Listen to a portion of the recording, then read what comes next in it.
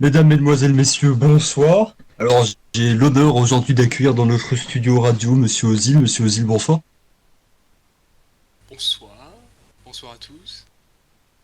J'ai également la chance d'avoir Monsieur Prad à nos côtés pour m'aider à animer cette interview. Monsieur Prad, bonsoir. Bonsoir. Alors, cette petite interview, Monsieur Ozil, pour discuter un petit peu de votre quotidien, de votre travail, de votre ressenti vis-à-vis de la politique et de comment se passe selon vous la situation en ville. Alors, avant tout, ma première question, Monsieur Ozil, présentez-vous succinctement. Qui êtes-vous? Alors, pour être précis, je m'appelle Fernand, dirige l'entreprise EDF et, euh, et voilà, je cherche à me présenter aux Français et à faire un peu de publicité. Bien, donc vous travaillez pour EDF. C'était pas Monsieur Dervaux qui travaille pour EDF. Vous avez repris la gestion de l'entreprise ou vous travaillez en collaboration avec celui-ci?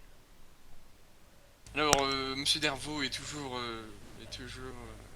patron, mais il est un peu occupé en ce moment, alors du coup, c'est moi qui ai un peu repris les rênes de l'entreprise. Je me doute, je me doute. Euh, et donc, en quoi consiste votre travail, Monsieur Zil? Que faites-vous pour la vie des Français et des Françaises? Eh bien, je donne du travail, à proprement dit parler. Et vous savez, c'est tout un métier d'arriver à organiser les tâches quotidiennes pour réparer et maintenir la ville et fournir de l'électricité à tous les Français. Et donc, vous recherchez du travail. Donc, si des citoyens et des auditeurs, des radiospectateurs nous entendent, sachez que l'entreprise de Monsieur Odile, donc de Monsieur Ozil, excusez-moi, EDF recherche des travailleurs. C'est bien ça. Exactement. Bien, donc pour tous les chômeurs et chômeuses qui seraient peut-être qualifiés, n'hésitez pas à poster vos candidatures et les envoyer au siège d'EDF. Monsieur Ozil, politiquement, comment se cadre l'entreprise d'EDF? A-t-elle des visions particulières? Et vous, Monsieur Ozil, quelles sont vos opinions politiques et votre a priori vis-à-vis de la politique? Alors, je suis quelqu'un d'assez sceptique. La politique n'est pas quelque chose qui m'intéresse pour le moment, oui, vraiment. Mais je cherche, on va dire, la meilleure pour mes ouvriers. Par exemple, je cherche à créer un syndicat avec les CFIO. Et peut-être à essayer que mes ouvriers soient mieux payés salairement. Bien, vous êtes enregistré dans les listes de Monsieur Prad et dans les documents de l'administration générale, je suppose. Affirmatif. Et vous êtes syndiqué, voilà, c'est bien ce que je me disais. Et donc, vous travaillez en collaboration avec le CFI ou est-ce que je ne comprends pas?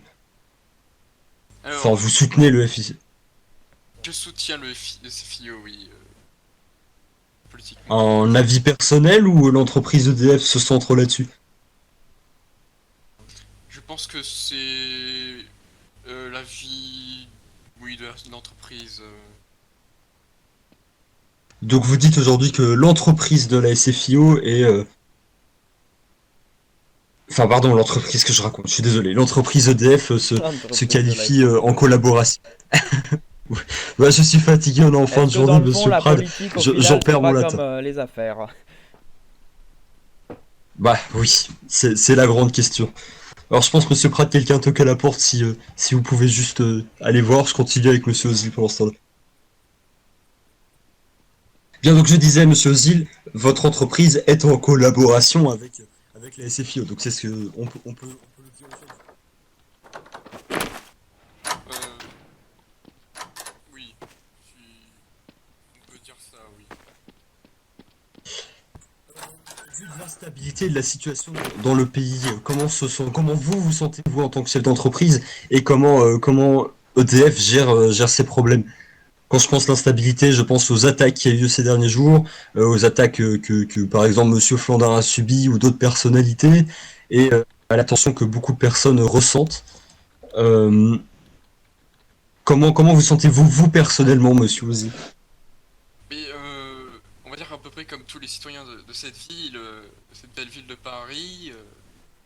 On va dire que ces derniers jours, c'est assez dangereux de se balader dans les rues sans qu'il y ait des accidents, des attentats, tout ça.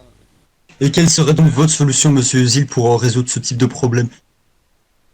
Écoutez, moi j'aimerais bien que la police fasse son travail, qu'elle fait peut-être qu'elle Donc selon vous, il y a un laxisme de la part du ministère de l'Intérieur et des institutions policières. Je pense qu'on devrait plus leur donner de moyens, oui. Je sais pas. Et justement, en parlant de moyens, monsieur Prade, on peut parler du projet de loi qui a été déposé par le groupe UF, enfin le groupe de l'Alliance démocratique et du Parti radical. Monsieur a déposé un projet de loi qu'il a nommé de sécurité globale qui vise à refinancer et à soutenir les institutions policières. Donc voilà, c'est important de le préciser. Je rebondis sur En ce que vous effet, avez Monsieur dit. Blandin qui est Euh, ministre de l'Intérieur, il faut le préciser aussi. Oui, très juste, monsieur Flandin qui a pris il y a quelques jours le ministère de l'Intérieur pour le gérer. Beaucoup de choses ont bougé ces derniers jours dans le paysage politique, c'est toujours important de le rappeler. Les élections ont eu lieu hier et donc on peut déjà présager un nouveau gouvernement et de nombreux changements qui iront peut-être dans le sens, et on l'espère, de monsieur Ozil et et sa gestion de son entreprise. Un dernier petit truc à rajouter, monsieur Ozil, une envie, quelque chose à dire à vos concitoyens et à la population française. Des chers interlocuteurs, j'espère que vous vous portez bien et soyez courageux. Le gouvernement va bientôt changer et j'espère qu'il va aller pour le mieux d'ici ce temps-là. Je vous remercie, monsieur Ozil. Voilà. Bien, monsieur Prade, on va bientôt conclure, mais juste pour rappeler à tous les citoyens que les candidatures pour les présidentielles sont ouvertes et qu'elles se dérouleront bientôt. On attend le nom des candidats qui vont se présenter. On a déjà quelques personnalités qui sortent du lot, mais on en parlera plus à l'avenir. Citoyens, citoyennes, je vous souhaite le bonsoir et en espérant vous revoir très prochainement. Bonne soirée.